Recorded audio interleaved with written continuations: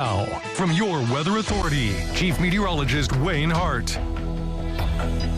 Well, you have a barometer sitting on your mantle that measures the barometric pressure, the air pressure, which changes as weather systems move through the region. You really can't see that needle move if you just look at it, but you can mark it in the morning and come back later in the day and see the movement.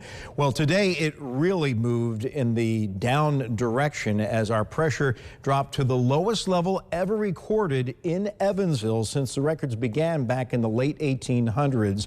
28.82 inches, which is 976 millibars, easily breaking the old record, which was 28.93 inches. And from a pressure standpoint, that's the equivalent of a Category 2 hurricane, because that's one of the ways you determine a category of a hurricane, not only from the wind, but the pressure. When the pressure gets into that range, you start thinking Category 2 storm. And we certainly had some winds that were almost like a dying tropical system moving through the area, kind of reminiscent of the remnants of Ike about, 13, 14 years ago on that Sunday. But here are the highs from today. Most of us got into the warm air, except the northwestern corner. Fairfield only 47, 60s through much of the area, even 70 for a while, Madisonville, Greenville, and Beaver Dam. But fortunately, all that's over with. The fronts have all moved on through the area.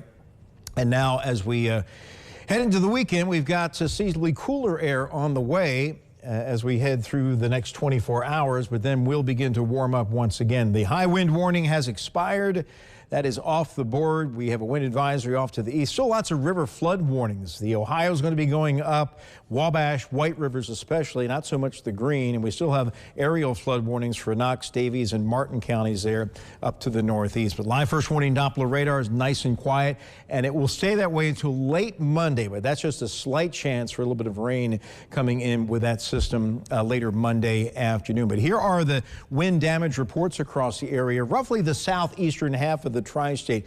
We were saying going into this event, the severe threat, the wind threat would be less to the northwest, higher to the southeast. We can see all the reports here, and most of these trees down and a lot of trees onto homes. Fortunately, we don't know of any injuries, but we showed you some of the pictures. I got a lot of my social media, Facebook and Twitter feeds. You want to check them out. With just amazing amounts of wind damage coming out of the area today. The rain was the big story early. That was phase number 1 with that record 3.6 inches in Evansville. You see these shades of red. That's our system estimating over 4 inches across a good deal of White County, Posey, southern Vandenberg, parts of Warwick County, Spencer, Perry, and even southern Pike and DuBois counties. And then we had the line of storms come through after the rain, and then the strong gradient winds this afternoon. But it's calming down. A live view of the east side of Evansville, our Diamond Valley Federal Credit Union tower camera. And here's how the day played out. Starting at 10:17 this morning, we'll roll the time lapse here. You'll be able to see the storms coming and going.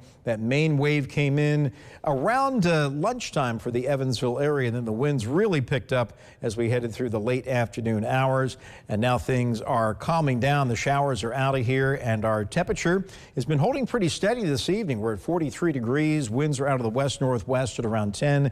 Most of the area is still in the low 40s. We're just going to fall back into the low 30s for our overnight low. Winds now settling down. All the gusts now 20 miles per hour or less. Storm system is pushing well off to the northeast. This is the 18-hour time lapse. You can see coming right up the Ohio Valley. The center moved just northwest of Evansville. Some snow not too far to the north of the tri-state, but we fortunately didn't have to deal with anything like that. And now as we head into the weekend, skies will be clearing on out. We got a good deal of sunshine on tap for tomorrow. And again, temperatures just getting back to normal. We'll be into the mid-50s for a high with partly cloudy skies. And then tomorrow night, after those highs in the mid-50s, we'll see temperatures dropping back into the mid to upper 30s. And Sunday will be the nicer weekend day. Not that tomorrow's going to be all that bad, but good deal of sunshine on Sunday. And high temperatures should be topping out in the low 60s. Computer still catching up after that power outage here. We got a front coming through late Monday. Looks like just some spotty showers and thunder showers coming in later in the day. So there's your forecast for the overnight hours. And for tomorrow, partly cloudy skies. We've got 60s on the tap for Sunday. Slight chance for a few showers late Monday. The next big system comes in Thursday night and Friday of next week.